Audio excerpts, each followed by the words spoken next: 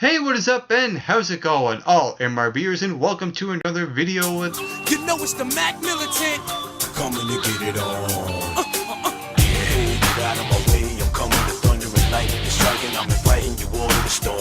Feel the pain that I try to contain. My heart is as black as the blood in my veins, and I'm coming to get it on. Alright, in our main event, we got a tag team match tonight. Holla holla, playa.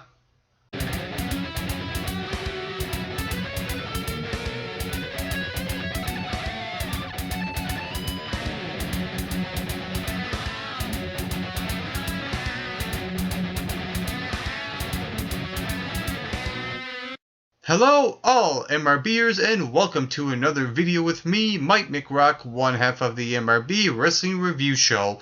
Right now I'm going to give you my thoughts and my review of last night's episode of WWE NXT, and we kick off the show with the Vaudevillians taking on Dash and Dawson, and this was a short enhancement match where the Vaudevillians went over here and they got new music and they're a babyface team, and I'm curious to see what direction they're going to go in with the Vaudevillians. It's almost like there's a shift and now there's more babyface teams. You know, you got the Vaudevillians, you got Team Soft, Enzo and Kaz, and you also got Mojo and Zack Ryder, and I feel like there needs to be more heelish teams. Yes, you have Dash and Dawson, but they're a jobber team. But I'm actually surprised that on NXT they actually gave the jobbers an entrance, something that Raw I don't think has ever done. So kudos to NXT for just a little thing, giving jobbers an entrance. To me, that's actually says quite a bit. But even though they were the jobbers, this was all about the Vaudevillians, and now there's a backstage segment that was going on where the Vaudevillians and the Team Soft were arguing about who should be the number one contenders for the NXT Tag Team Championships.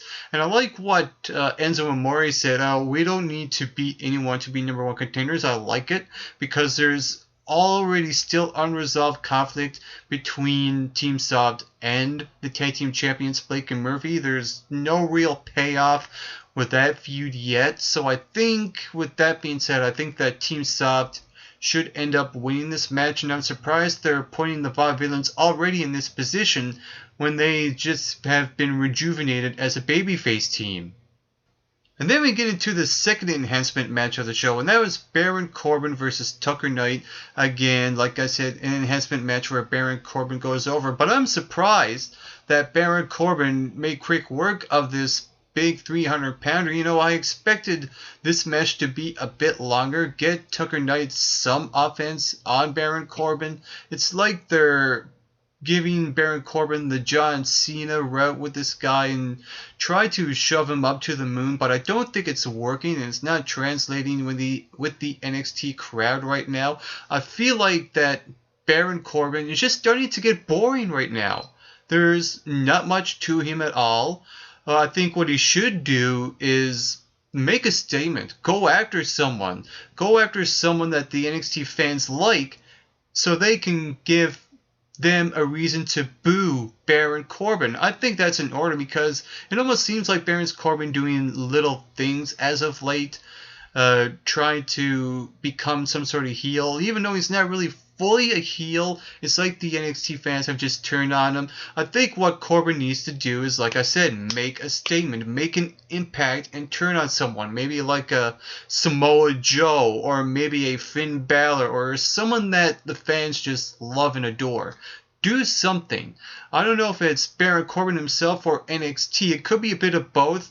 They need to do something with Baron Corbin because he's just not cutting out with me right now.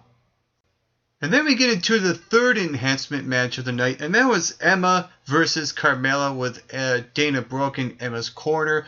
And again, another way to showcase Emma as a heel. And I like, again, the little change in music, which is a nice touch as well on the part of NXT.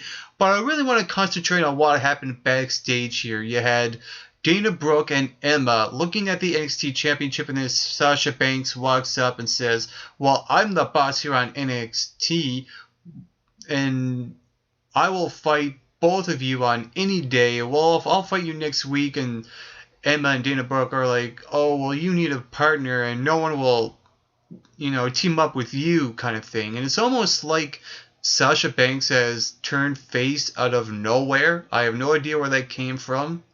It was weird. But I'm curious to see who Sasha Banks is going to have as her partner. There's options. There's Bayley. There's Blue Pants. But I think who Sasha Banks' partner should be was the person that was in this match earlier, Carmella. Just imagine if 4 of these women's attitude in this one combustible element of a match. That would be actually pretty cool. I'm hoping that it is Carmella next week that teams up with Sasha Banks. I gotta say, I'm really liking these mini biographies that WWE NXT has been producing on their show. And we get it this week with Who is Finn Balor Part 3. Here they talk about Finn Balor's face paint and now he is an inspiration to his fans, the kids, the adults, and the background of his name. They talk about that a bit, and his NXT debut, going back to Ireland and returning to Japan on the July 4th show. It's kind of like he's having a full circle moment here, where he might end up winning the NXT championship. And we'll see what happens, but I gotta say, like I said, I'm really liking these mini biographies. It shows that you don't need to do every single segment as a match. You got to do something different in order to make the show feel fresh, and that's exactly what we got here on NXT this week. I wish they should do this more often with guys on the main roster, such as Neville or any guy that comes up from NXT to Raw. They should do these type of things more often to keep Raw fresh as well, just like what they've done here on NXT this week. And then we get into a match between Calabrese and Ty Dillinger, and this is again another enhancement match where Calabrese goes over. I wish that NXT would do something now with Calabrese, put him in a feud, an interesting and compelling feud that really benefits him and benefits the other guy. I wish they would do at least something. But I want to make a suggestion for Calabrese. Start using the selfie stick as a weapon. Right now it's perfect timing because just recently you had places like Disney banning the selfie stick. So really, what better way for Calabrese to go over even more and do more gimmicky things in the ring than to start using his selfie stick as a weapon. I also want to touch base on a couple of other things that happened on this show. You had that backstage segment with Jason Jordan trying to find his partner, and out comes Chad Gable, and he's talking to him. They're having their back and forth, which was actually pretty funny. And I'm really interested when this tag team actually happens, and to see what they're going to do in a tag team match with the two of them together. I think it's, like I said before, one of these situations that it turns out to be really good, and it's going to happen by accident. And whoever they face, I think, really doesn't matter, as long as it's not teams like Enzo Amore and Kaz or the Champions. Start slow. Start building it up as you progress, as you go along, and then eventually, if it works out very well and they have really good chemistry, then you go after the tag team titles. And I also want to talk about that backstage segment with Bull Dempsey as well. You had him almost attacking the vending machine with a chair and then Regal stopping him. And I thought this segment was really funny. I don't know why, but inside I was really laughing because here you had William Regal look at Bull Dempsey and notices the brown chocolate on his face. He wipes it off, he smells it, and he tastes it. And he doesn't say nothing at all. I thought this was just gold. I'm kind of actually excited to see what NXT is going to do with Bull Dempsey, finally actually giving him a character, because it just seems like he's just been a big blob jobber. And I got a feeling, when they do this character change with Bull Dempsey, he's going to come back and he's going to look buffed and muscular. Just watch, you wait and see. And then we get into the main event on this week's show, and that was Finn Balor and Samoa Joe taking on Kevin Owens and Rhino. And going into this match, I like what NXT done here in building up to the main event, showcasing these four guys before their theme song, Let the War of the Crowd, and announcing that our main event is going to be this tag team match. So I like it. It shows importance, and it shows how NXT structures their show and how they prioritize their show. They've done it very well. And I also like how they introduced every single person and how they arranged it. You know, showing the number one contender first and the champion last. So I thought on the part of the entrances, that was really good as well. And there's a couple of stories going on in this match. You have the obvious Finn Balor and Kevin Owens feud following up to the July 4th show in Japan. And you also have Kevin Owens and Samoa Joe, that feud. But it seemed like, you know, they were putting this feud between Samoa Joe and Kevin Owens on the back burner, but only for this match because you want to build up to what is coming later on down the road, and that is the match between Finn Balor and Kevin Owens on that July 4th show in Japan for the NXT Championship. So really this match was all about building up to that main event. And I like that in this match you had Kevin Owens pulling a John Cena, which was actually the best part. Pointing out the shoulder blocks and the backdrop and the "You Can't See Me" to Samoa Joe. Kudos to you, Kevin Owens, for the little things. The little things always matter in matches.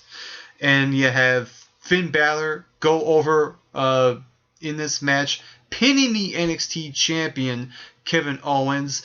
And it almost seems like that they're setting up Kevin Owens to win this match on July 4th in Japan. Because usually if the number one contender pins the champion the show before the show, you know, it's one of those situations where he who gets the momentum ends up losing the title match.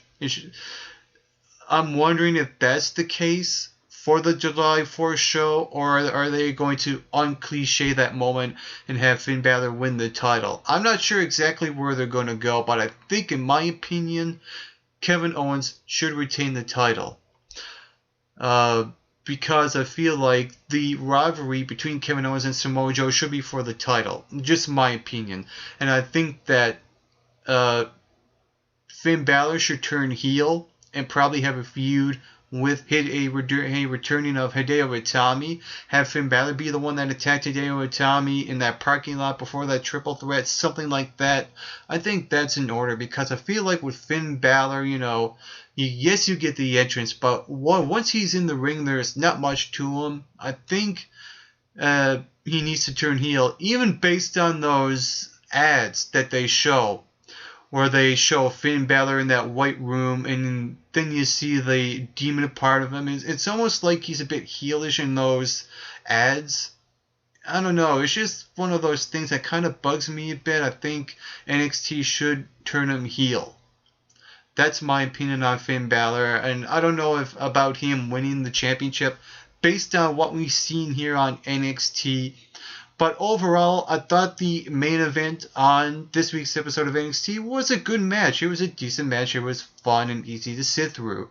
Much like this full 1 hour, even though it felt like, you know, this episode of NXT wanted to get everything out of the way in order to get the main event. But overall, this was a good to decent show.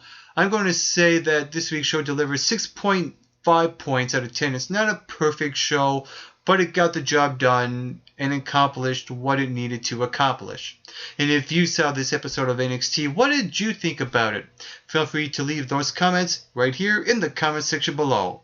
And you can also hit that subscribe button down below this video to become an MRBer on this wrestling review show.